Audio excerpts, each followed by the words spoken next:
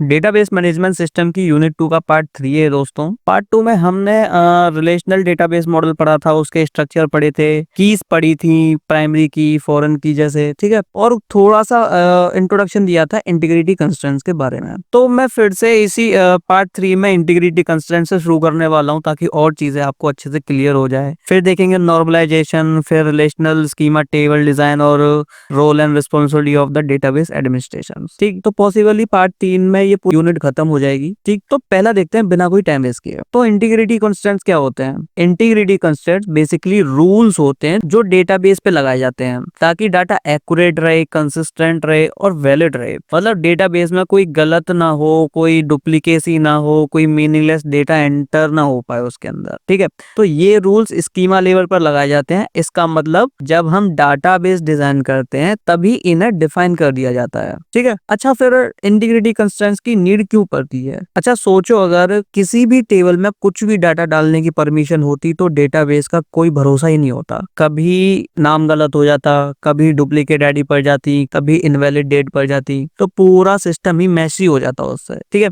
तो इसीलिए हम कंस्ट्रेंट्स लगाते हैं। ठीक है, तो ये कंस्ट्रेंट्स इंश्योर करते हैं कि डाटा करेक्ट हो। अब डाटा करेक्ट हो मतलब जैसे कि रोल नंबर का जो फॉर्मेट है वो नंबर फॉर्मेट में होना चाहिए, अब गलती से टेक्स्ट ना हो जाए वो। ठीक, फिर दूसरा कन्फ्लिक्टिंग वैल्यूज ना हो, जैसे एक ही आईडी दो स्टूडेंट को ना मिल जाए। ठीक है, फिर टेबल में कंसिस्टेंसी बनी रहे, जैसे ऑर्डर टेबल में वो कस्टमर एग्जिस्ट करे जिसका ऑर्डर रिकॉर्ड हो, किसी और का किसी में मैसी ना कर दे। ठीक, फिर चौथा है एक्सीडेंटली डिलीट या अपडेट अवॉइड हो, उसके अंदर गलती से इंपॉर्टेंट डाटा ही ना डिलीट हो जाए कहीं, तो ये भी चीजें इंश्योर होनी चाहिए। फिर बिजनेस रूल्स फॉलो हो, जैसे सैलरी नेगेटिव नहीं हो सकती, एज मिनिमम नहीं हो सकती 18 से ज्यादा। ठीक है, तो सिंपल बोलूं तो कंस्ट्रेंट्स डेटाबेस को डिसिप्लिन्ड बनाता है। ठीक, अच्छा एक एग्जांपल से बताऊं, अगर हम एक स्टूडेंट टेबल बनाए तो स्टूडेंट का आईडी होना चाहिए उसके अंदर, स्टूडेंट का नेम होना चाहिए उसके अंदर, उसकी एज होनी चाहिए। तो हम कुछ रूल्स लगा सकते हैं जैसे कि आईडी यूनिक होना चाहिए और एज नेगेटिव ना हो उसकी। ठीक है, और नेम एम्प्टी नहीं होना चाहिए। इन्हीं रूल को हम इंटीग्रिटी कंस्ट्रेंट बोल देते हैं। ठीक, तो इसका कंक्लूजन ये है दोस्तों कि इंटीग्रिटी कंस्ट्रेंट की वजह से ही डेटाबेस रिलायबल है, ट्रस्टवर्दी बनाता है। ठीक, अगर कंस्ट्रेंट ना हो तो सिस्टम में गलत डाटा भर जाता है और कोई भी एनालिसिस, रिपोर्ट, डिसीजन रॉन्ग हो सकती है। तो इसीलिए डीबीएमएस में इंटीग्रिटी कंस्ट्रेंट बैकबोन की तरह काम करता है। ठीक है, आगे बढ़ते हैं। अब इंटीग्रिटी कंस्ट्रेंट भी 4 पार्ट में डिवाइड है, जैसे domain integrity, entity integrity, referential integrity और की इंटीग्रिटी। तो एक एक करके देखते हैं। सबसे पहला टाइप है डोमेन कंस्ट्रेंट्स। डोमेन का मतलब होता है एक एट्रीब्यूट का वैलिड सेट ऑफ वैल्यूज, यानी किस कॉलम में किस टाइप की वैल्यूज अलाउड है। ठीक, तो ये इंश्योर करता है कि डाटा टाइप सही हो, वैल्यू वैलिड रेंज के अंदर हो और कॉलम में बस मीनिंगफुल डाटा ही आए। ठीक है, एग्जांपल से देखें तो जैसे कि इसमें लिखा है कि एज जो है 1 से लेके 149 के बीच में ही होनी चाहिए। ठीक, और जेंडर में सिर्फ एम या एफ या ओ ही हो सकता है, बाकी और कुछ नहीं। और मार्क्स में सिर्फ डेसिमल नंबर ही होना चाहिए। यानी डोमेन कंस्ट्रेंट बोलता है कि कॉलम में वही वैल्यू आएगी जो मैं अलाउ करूंगा, बाकी सब रिजेक्ट हो जाएगा। ठीक है, फिर है एंटिटी इंटीग्रिटी। एंटिटी इंटीग्रिटी का मेन रूल होता है कि हर टेबल में एक प्राइमरी की होगी जो यूनिक भी होगी और नल भी नहीं होगी। इससे क्या इंश्योर होता है? हर रो यूनिकली आइडेंटिफाई हो और डुप्लीकेट रोज ना हो और प्राइमरी की कभी ब्लैंक ना हो। ठीक है, एग्जांपल से देखें तो जैसे कि अभी स्टूडेंट है और स्टूडेंट का ये जैसे रोल नंबर है तो रोल नंबर ही प्राइमरी की है क्योंकि वही उसकी यूनिक आइडेंटिटी को दिखाएगा। ठीक, फिर उसका नेम है, फिर क्लास है। ठीक है, अब इसके अंदर कुछ इनवैलिड ऑपरेशंस हैं जो हो नहीं सकते। ठीक है, जैसे कि रोल नंबर नल इंसर्ट नहीं कर सकता और जो रोल नंबर है 10 वो 2 रोज में नहीं आ सकता है। ठीक है, तो ये कंस्टेंट टेबल को प्रॉपर आइडेंटिटी दे देता है। ठीक, फिर तीसरा referential integrity. Referential integrity foreign की के थ्रू इंश्योर करती है कि फॉरेन की वैल्यू हमेशा वैलिड प्राइमरी की से मैच करे और अगर मैच नहीं करती तो इंसर्ट अलाउड नहीं होगा। ठीक है, एग्जांपल से देखो तो जैसे कि स्टूडेंट है तो उसकी स्टूडेंट आईडी हुई और फिर उसका एनरोल तो स्टूडेंट की आईडी फिर कोर्स आईडी। ठीक, तो ये तो रहे वैलिड केसेस। तो इनवैलिड क्या होंगे? जैसे एनरोल टेबल में स्टूडेंट आईडी और 99 इंसर्ट करना अगर स्टूडेंट टेबल में 99 एग्जिस्ट नहीं करता है तो। ठीक, फिर स्टूडेंट टेबल में से एक स्टूडेंट डिलीट कर देना जबकि एनरोल में उसका रिकॉर्ड एग्जिस्ट है तो ये इनवैलिड है, ये हो ही नहीं सकता।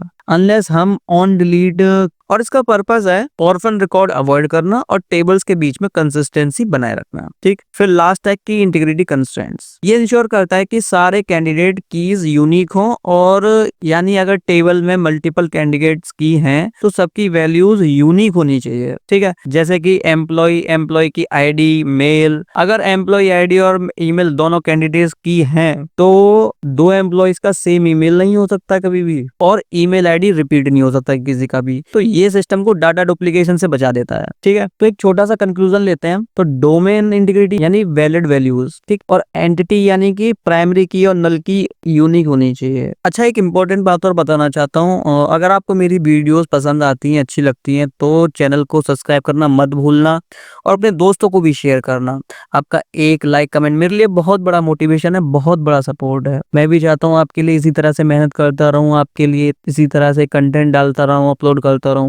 तो बस मुझे भी मोटिवेट करते रहिए, इस चैनल को भी प्यार देते रहिए। ठीक है, आगे बढ़ते हैं। तो दोस्तों, अगर आप डेटाबेस डिजाइन कर रहे हो तो नॉर्मलाइजेशन एक ऐसी टेक्निक है जो आपको क्लीन, ऑर्गेनाइज्ड और इफिशिएंट डेटाबेस बनाने में हेल्प करती है। ठीक है, तो सबसे पहले समझते हैं नॉर्मलाइजेशन क्या होता है। नॉर्मलाइजेशन बेसिकली एक प्रोसेस है जिसमें हम डेटाबेस के डाटा को प्रॉपर्ली ऑर्गेनाइज करते हैं ताकि डुप्लीकेट डेटा रिमूव हो जाए और एनोमैलीज अवॉइड हो जाए, और डेटा एनोमैलीज अवॉइड हो जाए, और फिर डेटाबेस ज्यादा इफिशिएंट भी बन जाए। तो इस कॉन्सेप्ट को इंट्रोड्यूस किया था ईएफ कॉर्ड ने, जो रिलेशनल मॉडल के फादर भी कहलाते हैं। ठीक है, तो सिंपल लैंग्वेज में नॉर्मलाइजेशन का मतलब होता है डाटा को ऐसे अरेंज करना कि कोई भी डुप्लीकेसी ना हो और डेटाबेस में किसी भी तरह का प्रॉब्लम ना आए। ठीक है, तो नॉर्मलाइजेशन क्यों जरूरी है? नॉर्मलाइजेशन के कुछ मेजर बेनिफिट्स होते हैं। ठीक है, जैसे कि रिडंडेंसी यानी कि डुप्लीकेट डाटा को रिमूव करना। एक ही इंफॉर्मेशन बार बार रिपीट हो रही हो तो स्टोरेज वेस्ट होता है उससे, और एरर्स के भी चांस बढ़ जाते हैं। तो नॉर्मलाइजेशन डुप्लीकेट डाटा को एलिमिनेट कर देता है। फिर है अपडेट एनोमलीज प्रिवेंट करना। अपडेट एनोमलीज तब होती है जब कोई एक इंफॉर्मेशन को चेंज करने के लिए आपको मल्टीपल प्लेसेस अपडेट करने पड़ते हैं। तो नॉर्मलाइजेशन से यही इशू खत्म हो जाता है बिल्कुल। फिर है इंसर्शन एनोमलीज अवॉइड करना। इंसर्शन एनोमलीज तब होती है जब आप न्यू डाटा इंसर्ट नहीं कर पाते हैं क्योंकि कुछ अनवांटेड फील्ड्स भी फिल करने पड़ते हैं। तो नॉर्मलाइजेशन में डाटा को प्रॉपर टेबल्स में डिवाइड किया जाता है तो इंसर्ट करना इजी हो जाता है। ठीक, फिर है डिलीशन एनोमलीज प्रिवेंट करना। डिलीशन एनोमली तब होती है जब आप एक रिकॉर्ड डिलीट करते हो और साथ में कुछ इंपॉर्टेंट डेटा भी डिलीट हो जाता है। तो नॉर्मलाइजेशन से ये अनवांटेड डिलीशन भी अवॉइड हो जाती है। ठीक, फिर पांचवा इम्प्रूव कंसिस्टेंसी एंड एक्यूरेसी। क्योंकि डाटा डुप्लीकेट नहीं है तो सारी वैल्यूज एक ही जगह स्टोर होती हैं, जिससे डाटा एक्यूरेट और कंसिस्टेंट रहता है। ठीक, फिर डेटाबेस मेंटेन करना इजी हो जाता है क्योंकि प्रॉपर स्ट्रक्चर, टेबल्स और क्लियर रिलेशनशिप होने की वजह से डेटाबेस को समझना, मेंटेन करना और मॉडिफाई करना भी इजीली हो जाता है। फिर लास्ट है डेटा इंटीग्रिटी इंप्रूव होती है इससे। नॉर्मलाइजेशन डाटा के रूल्स के अकॉर्डिंग स्टोर करता है तो मिसमैच वैल्यू, इनकरेक्ट डाटा और एनोमलीज का रिस्क बहुत कम हो जाता है उससे। ठीक है, तो नॉर्मलाइजेशन यानी कि डाटाबेस को क्लीन, ऑर्गेनाइज और एरर फ्री बनाना। तो ये इंश्योर करता है कि डाटा रिपीट ना हो, रिलेशनशिप क्लियर हो, एनोमलीज अवॉइड हो, डेटाबेस स्टेबल और स्केबल हो। तो नॉर्मलाइजेशन के बाद एकदम स्ट्रक्चर फॉर्म में आ जाता है जो रियल वर्ल्ड एप्लीकेशन में बहुत हैंडी होता है। ठीक, आगे बढ़ते हैं। तो अब बात करते हैं डेटा एनोमलीज के बारे में। ये वही प्रॉब्लम होती है जो डेटाबेस में तब आती है जब डाटा प्रॉपर्ली ऑर्गेनाइज नहीं होता है, और इन्हीं प्रॉब्लम को फिक्स करता है नॉर्मलाइजेशन। ठीक है, तो तीन मेजर एनोमलीज को सिंपल एग्जांपल के साथ में समझते हैं। तो पहला है अपडेट एनोमली। अपडेट एनोमली तब होती है जब सेम इंफॉर्मेशन मल्टीपल प्लेसेस पर स्टोर हो और आपको अपडेट करने के लिए हर जगह चेंज करना पड़ता है। ठीक है, एग्जांपल से देखें तो जैसे अगर एक स्टूडेंट का फोन नंबर 5 डिफरेंट टेबल्स में स्टोर है तो नंबर चेंज करने के लिए आपको 5 जगह अपडेट करना पड़ेगा, और एक जगह अपडेट करना भूल गए तो डेटाबेस में कॉन्फ्लिक्टिंग वैल्यूज आ जाएंगी। तो नॉर्मलाइजेशन डुप्लीकेट हटा देता है, और तो अपडेट बस एक ही जगह करना पड़ता है उससे। ठीक है, फिर है इंसर्ट एनोमली। इंसर्ट एनोमली तब होती है जब आप कुछ डाटा इंसर्ट ही नहीं कर पाते क्योंकि कोई और अनवांटेड इंफॉर्मेशन भी जरूरी होती है। जैसे आप एक कोर्स का रिकॉर्ड इंसर्ट नहीं कर पा रहे, क्योंकि टेबल का डिजाइन ही ऐसा है कि कोर्स को तभी इंसर्ट कर सकते हैं जब कोई स्टूडेंट उस कोर्स में रजिस्टर करे, यानी जब तक स्टूडेंट नहीं, जब तक कोर्स इंसर्ट नहीं है। तो नॉर्मलाइजेशन में हम टेबल्स को ब्रेक कर देते हैं ताकि कोर्स को अलग अलग से इंसर्ट हो सके। ठीक, फिर है तीसरा डिलीट एनोमली। डिलीट एनोमली तब होती है जब एक रिकॉर्ड डिलीट करते हो और साथ ही कोई इंपॉर्टेंट इन्फॉर्मेशन भी डिलीट हो जाती है। जैसे कि अगर एक स्टूडेंट सिर्फ एक ही कोर्स में एनरोल था तो आप उस स्टूडेंट का रिकॉर्ड डिलीट कर देते हो, तो उस स्टूडेंट के साथ उस कोर्स का इन्फॉर्मेशन भी डिलीट हो सकता है अगर टेबल डिजाइन गलत है।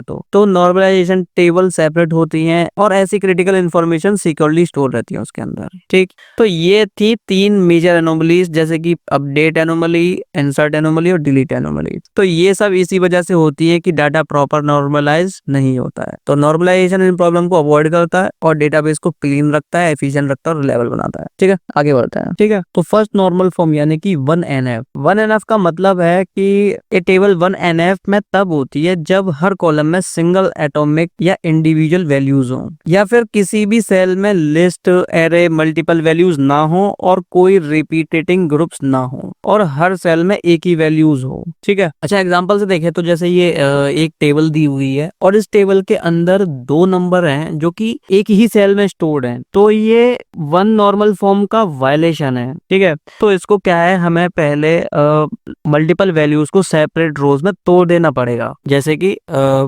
स्टूडेंट आईडी 101 नेम रो है तो उसका मोबाइल नंबर ये, फिर स्टूडेंट आईडी 101 रो है तो फिर उसका दूसरा मोबाइल नंबर। ठीक है, तो ये अब हर सेल में सिंगल वैल्यू है और टेबल 1 नॉर्मल फॉर्म में आ चुकी है अब। ठीक, दूसरा है सेकंड नॉर्मल फॉर्म। अब सेकंड नॉर्मल फॉर्म क्या है, एक टेबल में 2 नॉर्मल फॉर्म तब होती है जब टेबल ऑलरेडी 1 नॉर्मल फॉर्म में हो, कोई पार्शियल डिपेंडेंसी ना हो। पार्शियल डिपेंडेंसी यानी कि जब नॉन की एट्रीब्यूट कंपोजिट प्राइमरी की के सिर्फ एक पार्ट पर डिपेंड हो। ठीक है, एग्जांपल से देखो तो जैसे कि अब यहाँ पे प्राइमरी की यूज की गई है, जैसे स्टूडेंट आईडी और कोर्स आईडी। ठीक, और इस टेबल में स्टूडेंट आईडी है 1 और कोर्स आईडी है C1 और उसका नाम है राहुल, और दूसरे का है 2 और कोर्स आईडी है C2 और उसका नाम है अंजलि। ठीक, तो दोस्तों सेकंड नॉर्मल फॉर्म का मेन फोकस होता है पार्शियल डिपेंडेंसी को रिमूव करना। ये उन टेबल्स में होता है जहां प्राइमरी की कंपोजिट होती है, यानी 2 या ज्यादा कॉलम्स मिलकर प्राइमरी की बनाते हैं। अगर एक नॉन की एट्रीब्यूट सिर्फ की के एक पार्ट पर डिपेंड करे, पूरा की पर नहीं, तो वो पार्शियल डिपेंडेंसी है और सेकंड नॉर्मल फॉर्म उसे रिमूव करता है।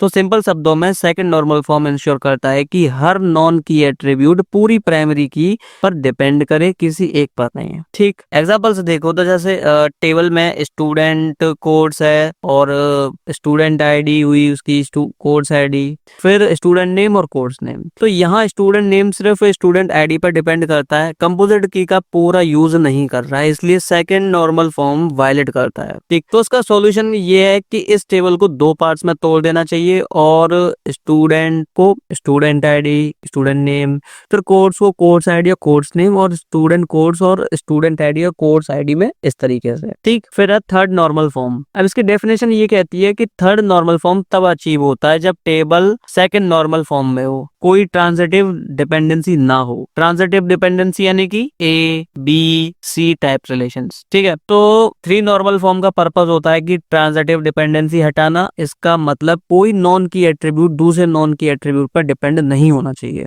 अगर स्टूडेंट आईडी से सिटी आती है और सिटी से पिन कोड आता है तो ये ट्रांजिटिव डिपेंडेंसी होता है। ठीक, और 3 नॉर्मल फॉर्म इंश्योर करता है कि नॉन की एट्रीब्यूट सिर्फ प्राइमरी की पर डिपेंड करे, एक दूसरे पर नहीं। ठीक, एग्जांपल से देखो तो जैसे कि स्टूडेंट है तो स्टूडेंट की आईडी हुई, स्टूडेंट का नेम हुआ, स्टूडेंट की सिटी और स्टूडेंट की सिटी का पिन कोड। ठीक, तो यहाँ पे क्या है कि सिटी जो है वो पिन कोड से ही आता है, तो ट्रांजिटिव डिपेंडेंसी हो जाती है उस पर। पिन कोड अब सिटी के ऊपर डिपेंड है, तो उसका सॉल्यूशन ये है कि 2 टेबल्स बनाओगे, एक तो स्टूडेंट की, एक तो स्टूडेंट की जिसके अंदर उसकी आईडी हो, नेम हो, इंश्योर सिटी हो, और दूसरी सिटी की इंफॉर्मेशन कि उसके अंदर सिटी हुक का नाम हो और दूसरा उसमें पिन कोड हो। ठीक, फिर चौथा है बॉयज कोड नॉर्मल फॉर्म यानी BCNF। अब इसकी डेफिनेशन कहती है कि BCNF is a strong version of 3NB, और इसका रूल ये है कि हर डिटरमिनेंट कैंडिडेट की होना चाहिए। डिटरमिनेंट यानी कि जिस एट्रीब्यूट से दूसरा एट्रीब्यूट डिटरमाइन होता है। तो BCNF बेसिकली एक स्ट्रिक्टर फॉर्म ऑफ 3NF है, और 3NF में कभी कभी एक्सेप्शंस अलाउ होते हैं कि, लेकिन BCNF में एक सिंपल रूल है, जो भी किसी चीज को डिटरमाइन कर रहा है वो कैंडिडेट की होना चाहिए। अगर कोई नॉन की एट्रीब्यूट किसी की को डिटरमाइन कर रहा हो तो वो BCNF ब्रेक करेगा। ठीक, एग्जांपल से देखो, जैसे कि एक टेबल है, उसके अंदर कोड्स हैं और टीचर्स हैं, उसकी में सब्जेक्ट है और रूम। तो उसमें रूल ये कहता है कि one teacher teaches only one subject and one subject taughts in only one room, but one teacher can teach in multiple rooms. ठीक, तो इस पर डिपेंडेंसीज होती है कि सब्जेक्ट डिपेंड रहता है टीचर पे और रूम सब डिपेंड रहता है सब्जेक्ट पे। तो यहाँ टीचर कैंडिडेट की नहीं है, BCNF ब्रेक होता है इसके अंदर। तो इसका सॉल्यूशन ये है कि हम टेबल को स्प्लिट करेंगे कि पहले टीचर और सब्जेक्ट का, यानी कि उसमें टीचर और सब्जेक्ट दोनों, फिर सब्जेक्ट रूम और सब्जेक्ट रूम। ठीक, तो नॉर्मलाइजेशन की 4 मेन फॉर्म्स हैं जो डेटाबेस को क्लीन, स्ट्रक्चर और कंसिस्टेंट और एरर फ्री बनाते हैं। यानी कि 1NF जो ऑटोमेटिक वैल्यूज देता है, 2NF पार्शियल की डिपेंडेंसी हटाता है और 3NF ट्रांजिटिव डिपेंडेंसी रिमूव करता है, और BCNF इंश्योर करता है कि हर डिटर्मिनेंट एक कैंडिडेट की हो। इन सब का एक गोल है, तो यही इन सब का गोल है कि रिडंडेंसी कम करना और डाटा इंटीग्रिटी मेंटेन करके ना। ठीक है, आगे बढ़ते हैं। अब है व्हेन टू स्टॉप नॉर्मलाइजिंग। अब नॉर्मलाइजेशन एक बहुत ही यूजफुल प्रोसेस है, लेकिन एक पॉइंट के बाद हमें इसे स्टॉप कर देना चाहिए, क्योंकि जनरली हम जब डेटाबेस को 3NF या BCNF तक नॉर्मलाइज करते हैं, तो क्योंकि इस लेवल तक आते आते रिडंडेंसी कम हो जाती है, update, insert, delete, anomalies fix हो जाते हैं और डेटाबेस का डिजाइन स्टेबल और क्लीन हो जाता है। तो हायर फॉर्म जैसे कि 4NF और 5MNF सिर्फ एडवांस या हाईली स्पेशलाइज्ड सिस्टम में यूज होता है, जैसे डाटा वेयरहाउस, OLAP सिस्टम्स या कॉम्प्लेक्स बिजनेस रूल्स वाले एनवायरनमेंट में। नॉर्मल एप्लीकेशंस में उनकी जरूरत नहीं पड़ती है। ठीक है, अच्छा, नॉर्मलाइजेशन के कुछ मेजर बेनिफिट्स भी होते हैं, जैसे कि ये रिडंडेंट डेटा एलिमिनेट करता है, डेटाबेस में एनोमलीज को अवॉइड करता है, डेटा एक्यूरेसी और इंटीग्रिटी मेंटेन करके रखता है, और स्टोरेज स्पेस इफिशिएंट बना के रखता है, और टेबल लॉजिकल्स और वेल ऑर्गेनाइज हो जाती हैं इससे, और सिस्टम में ऑल ओवर कंसिस्टेंसी इंप्रूव हो जाती है। तो इन शॉर्ट, नॉर्मलाइजेशन डाटा को क्लीन, एक्यूरेट और इजी टू मेंटेन बना के रखता है। लेकिन इसके साथ में कुछ डिसएडवांटेज भी हैं, लेकिन नॉर्मलाइजेशन का कुछ ओवर यूज भी प्रॉब्लम क्रिएट कर देता है। अगर हम बहुत ज्यादा नॉर्मलाइज कर देते हैं तो क्या होता है कि जैसे टेबल की काउंट बहुत इंक्रीज हो जाती है और क्वायरीज कॉम्प्लेक्स हो जाती हैं, ज्यादा GONS लगाने पड़ते हैं उस पे, थोड़ा परफॉर्मेंस स्लो भी हो सकता है। इसलिए नॉर्मलाइजेशन अप्लाई करते वक्त मेंटेन करना जरूरी होता है। गोल ये होता है कि डाटा क्लीन और एक्यूरेट रहे, लेकिन परफॉर्मेंस और सिंपलिसिटी भी बिल्कुल खराब ना हो। ठीक, अब देखते हैं रिलेशनल स्कीमा और टेबल डिजाइन के बारे में। रिलेशनल स्कीमा बेसिकली एक ब्लूप्रिंट होता है, एक डिजाइन जो बताता है कि हमारा डेटाबेस का स्ट्रक्चर कैसा होगा। इसमें डिफाइन होता है कि कौन कौन से टेबल्स होंगे और कौन से एट्रीब्यूट्स यानी कि कॉलम्स होंगे, उनका क्या डाटा टाइप होगा, कौन सी प्राइमरी की होगी, कौन फॉरेन की होगी और कौन से कंस्ट्रेंट्स अप्लाई होंगे। तो एक अच्छा स्कीमा ही इंश्योर करता है कि डेटाबेस लॉजिकल हो, इफिशिएंट हो, कंसिस्टेंट हो और रिडंडेंसी फ्री हो। ठीक, तो सबसे पहले कि रिलेशनल स्कीमा होता क्या है। रिलेशनल स्कीमा एक फॉर्मल डिस्क्रिप्शन होता है क्या, एक टेबल का नाम, उसके एट्रीब्यूट, उनके डेटा टाइप, कीज और कंस्ट्रेंट्स। ये एक टेक्निकल नोटेशन होती है जिसमें हम पूरा टेबल डिफाइन कर देते हैं। अच्छा, एग्जांपल से देखा, जैसे स्टूडेंट टेबल है, उसके अंदर स्टूडेंट आईडी हुई है, स्टूडेंट का नेम है, क्लास है, फोन है और डिपार्टमेंट आईडी। तो इसके अंदर प्राइमरी की कौन सी है, स्टूडेंट आईडी, और फॉरेन की कौन सी, डिपार्टमेंट आईडी, और इसमें रेफरेंस डिपार्टमेंट यानी कि डिपार्टमेंट भी आईडी वही है। ठीक है, तो ये नोटेशन क्लियरली बताता है कि स्टूडेंट आईडी प्राइमरी की है और डिपार्टमेंट आईडी फॉरेन की है। ठीक, अब देखते हैं कंपोनेंट्स ऑफ रिलेशनल स्कीमा। कौन कौन से कंपोनेंट्स होते हैं। तो पहला है रिलेशनल नेम यानी कि टेबल का नाम। रिलेशनल नेम बेसिकली टेबल का नाम होता है, जैसे स्टूडेंट, कोड्स, एम्प्लॉय। फिर है एट्रीब्यूट यानी कि columns of the table. Attribute का मतलब होता है टेबल्स के कॉलम। हर एट्रीब्यूट का एक डोमेन होता है, मतलब अलाउड सेट ऑफ वैल्यूज। ठीक, एग्जांपल से देखें तो जैसे स्टूडेंट आईडी, नेम और एज। फिर तीसरा है डोमेन। डोमेन स्पेसिफाई करता है कि एक एट्रीब्यूट किस टाइप का डाटा एक्सेप्ट करेगा। ठीक, एग्जांपल से देखो, जैसे कि एज इंटीजर यानी कि 0 से 120, जेंडर MFO, और ईमेल में वर्ड 4 पता नहीं क्या लिखा है ये, तो इनकरेक्ट वैल्यूज नहीं डालने देता। और जैसे कि एज में अगर -10 या 50 नहीं चलेगा इसके अंदर। ठीक है, फिर है कीज यानी कि आइडेंटिफिकेशन एंड लिंकिंग। कीज बहुत इंपॉर्टेंट होती हैं क्योंकि ये यूनिकली आइडेंटिफाई करते हैं, रोज और टेबल को कनेक्ट भी करते हैं। तो कीज के टाइप होती हैं जैसे कि प्राइमरी की, फॉरेन की, कैंडिडेट की, कंपोजिट की, सुपर की और अल्टरनेट की। ये सब पहले ही भी हम डिस्कस कर चुके हैं, आप पिछली वीडियो में देख लीजिएगा। तो प्राइमरी की यूनिक प्लस नॉट नल होती है और फॉरेन की रिलेशनशिप क्रिएट करती है और एक टेबल को दूसरे से कनेक्ट करती है। ठीक, फिर है कंस्ट्रेंट्स यानी rules to maintain integrity. Constraints are rules जो इंश्योर करते हैं कि डाटा करेक्ट हो। तो इसके अंदर कॉमन कंस्ट्रेंट होते हैं जैसे कि null, not null, unique, check, default. तो ये रूल्स हेल्प करते हैं कि डेटाबेस को एक्यूरेट और रिलायबल बनाने में। ठीक, अब बात करते हैं टेबल डिजाइन के बारे में। टेबल डिजाइन बेसिकली वो प्रोसेस है जिसमें हम अपने एंटिटी रिलेशनशिप या फिर एक्सटेंड एंटिटी रिलेशन डायग्राम को एक्चुअली डेटाबेस टेबल में कन्वर्ट करते हैं। ठीक, तो अगर टेबल डिजाइन सही हो तो रिडंडेंसी नहीं होती उसके अंदर, एनोमलीज अवॉइड हो जाती हैं, डेटाबेस मेंटेन करना इजी हो जाता है और टेबल्स के रिलेशनशिप भी परफेक्ट डिफाइन होते हैं। तो टेबल डिजाइन करने की कुछ स्टेप्स होती हैं। तो पहली स्टेप है identify all entities from ER model. सबसे पहला स्टेप होता है कि ER डायग्राम में जितने भी एंटिटीज हैं उनको आइडेंटिफाई करना। हर एंटिटी के एक सेपरेट टेबल बन जाता है। एग्जांपल से देखो, जैसे स्टूडेंट का स्टूडेंट टेबल, डिपार्टमेंट का डिपार्टमेंट टेबल, कोड्स का कोड्स टेबल। तो सिंपल सा रूल है एंटिटी यानी कि टेबल। ठीक, फिर दूसरा स्टेप है असाइन प्राइमरी की for each table. Her table में एक प्राइमरी की सिलेक्ट करनी होती है जो यूनिकली आइडेंटिफाई करे। ये यूनिक प्लस नॉट नल होनी चाहिए। ठीक है, एग्जांपल से देखो, जैसे स्टूडेंट टेबल में स्टूडेंट आईडी, डिपार्टमेंट टेबल में डिपार्टमेंट की आईडी, कोड्स टेबल में कोड्स आईडी। तो ये सब क्या है, प्राइमरी की है और एक यूनिकली आइडेंटिफाई करती है। तीसरा स्टेप है list all attributes inside each tables. अब आप ER डायग्राम में जितने भी सिंपल एट्रीब्यूट्स हैं उनको टेबल के कॉलम किस तरह से ऐड करोगे। तो एग्जांपल से देखो, जैसे कि स्टूडेंट का टेबल है, उसके अंदर स्टूडेंट आईडी भी होगा, नाम भी होगा, एज भी होगा, फोन होगा, डिपार्टमेंट की आईडी भी होगी। ठीक, फिर चौथा स्टेप है define data types for each attribute. Each attribute का करेक्ट डाटा टाइप चूज करना बहुत ही इंपॉर्टेंट होता है क्योंकि गलत डाटा टाइप स्टोरेज वेस्ट भी कर सकता है और एरर्स भी क्रिएट कर सकता है। ठीक, एग्जांपल से देखो, जैसे कि स्टूडेंट आईडी INT, नेम उसका VARCHAR50 और age INT, phone number VARCHE और डिपार्टमेंट आईडी INT। पांचवा स्टेप है identify relationship and create foreign keys. अब हम रिलेशनशिप को टेबल्स में कन्वर्ट करेंगे जैसे कि 1 to 1, जैसे कि 1 to many, many to many, 1 to 1।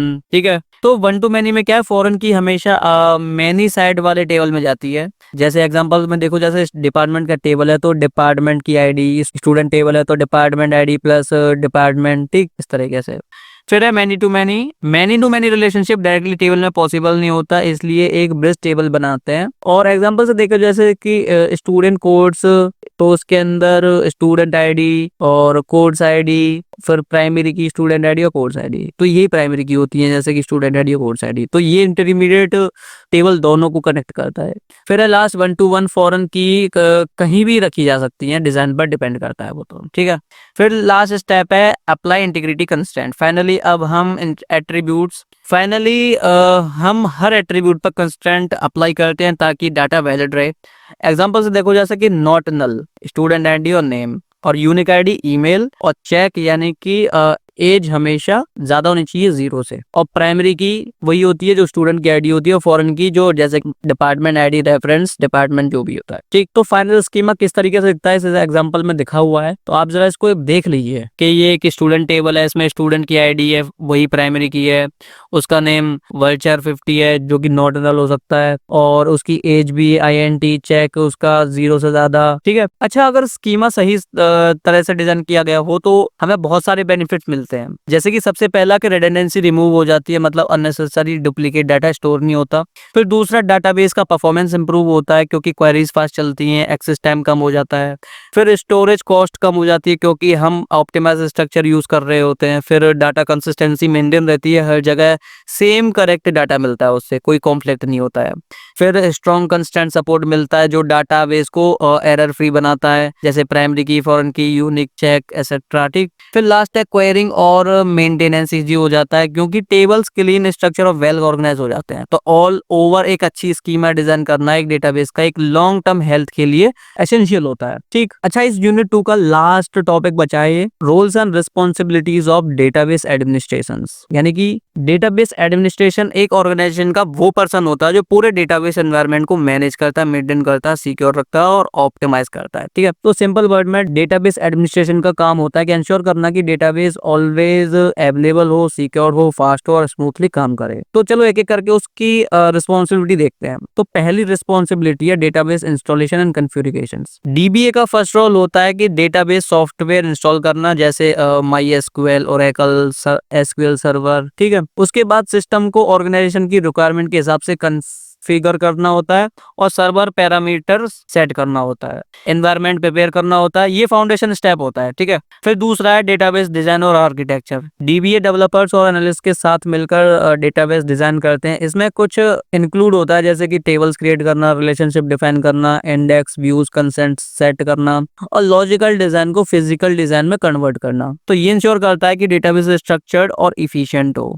फिर तीसरा है user management and security. Security dBA का मेजर रिस्पॉन्सिबिलिटी है क्योंकि यूजर अकाउंट्स क्रिएट करता है, वो रोल्स और परमिशन असाइन करता है, एक्सेस कंट्रोल पॉलिसी अप्लाई करता है और अनऑथराइज्ड एक्सेस, हैकिंग और अटैक से प्रोटेक्ट करता है, इंस्क्रिप्शन मैनेज करता है। ये सब इंश्योर करता है कि डेटा सेफ हो। ठीक, फिर चौथा है बैकअप एंड रिकवरी। बैकअप और रिकवरी डीबीए का मोस्ट क्रिटिकल रोल है क्योंकि रेगुलर बैकअप शेड्यूल करना होता है, उसके अंदर बैकअप स्ट्रेटेजी सेट करना होता है जैसे कि फुल, इंक्रीमेंटल, डिफरेंशियल और डिजास्टर रिकवरी प्लान इंप्लीमेंट करना होता है। उसके अंदर सिस्टम क्रैश, करप्शन या फेलियर में डेटा स्टोर करना और मिनिमम या जीरो डाटा लॉस इंश्योर करना विदाउट प्रॉपर बैकअप या डाटाबेस रेस। ठीक, फिर पांचवा है database performing tuning. DBA continuous monitor करता है कि डेटाबेस फास्ट चल रहा है कि नहीं चल रहा है, जैसे कि स्लो क्वेरीज फिक्स करना, इंडेक्स ऑप्टिमाइज करना, मेमोरी और स्टोरेज मैनेज करना, डेडलॉक्स, ब्लॉकिंग, बॉटलनेक सॉल्व करना और रिस्पॉन्स टाइम इंप्रूव करना। परफॉर्मेंस ट्यूनिंग यानी कि स्मूथ यूजर एक्सपीरियंस। ठीक है, फिर छठवा स्टेप है डाटा इंटीग्रिटी एंड कंसिस्टेंसी।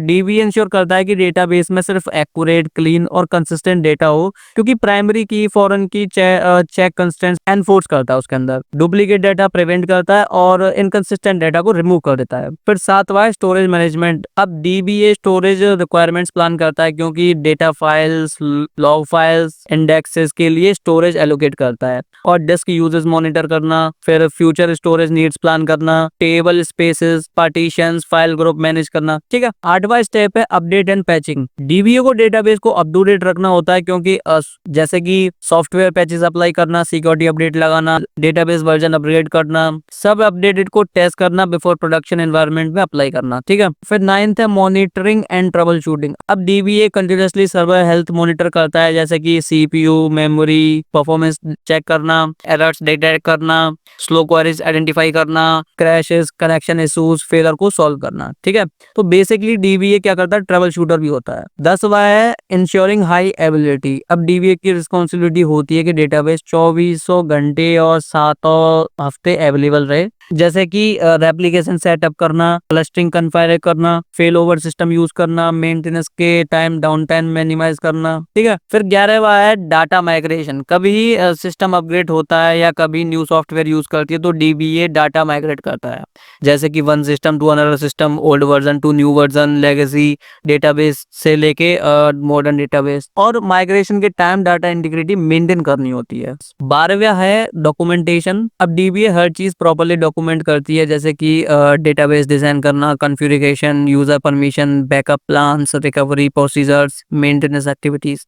तो डॉक्यूमेंटेशन यानी कि क्लियरिटी प्लस फ्यूचर की सेफ्टी। ठीक, 13वां है कोलैबोरेशन विद टीम्स। अब डीबीए डेवलपर्स, एनालिस्ट और आईटी टीम के साथ में मिलकर काम करती है, तो डेवलपर्स को ऑप्टिमाइज क्वेरीज लिखने में हेल्प करती है, हेल्प करना, एनालिस्ट को डेटा एक्सेस प्रोवाइड करना, रिपोर्टिंग में सपोर्ट करना। ठीक है, 14वां है कंपाइलेंस एंड ऑडिटिंग। अब डीबीए इंश्योर करता होता है कि डेटाबेस लीगल और ऑर्गेनाइजेशनल रूल्स फॉलो करे, जैसे कि ऑडिट लॉग्स मेंटेन करना, सिक्योरिटी ऑडिट्स के लिए प्रिपेयर करना और कंप्लायंस पॉलिसी एनफोर्स करना। ठीक, तो ये 14 इसके स्टेप्स थे डीबीए के रोल्स एंड रिस्पॉन्सिबिलिटी के। ठीक, तो दोस्तों डेटाबेस एडमिनिस्ट्रेशन एक ऑर्गेनाइजेशन का डेटाबेस गार्जियन होता है।